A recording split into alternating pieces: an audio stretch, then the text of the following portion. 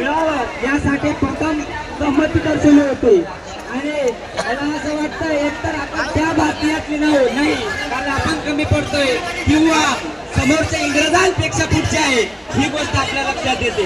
मग यासाठी आम्ही मागच्या 4 दिवसापासून जळू परंतु धरती उजळू प्रकाश येते असाच उधळू सदा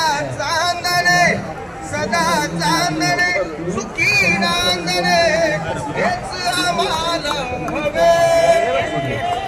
तुफानातील दिवे आम्ही हो तुफानातील दिवे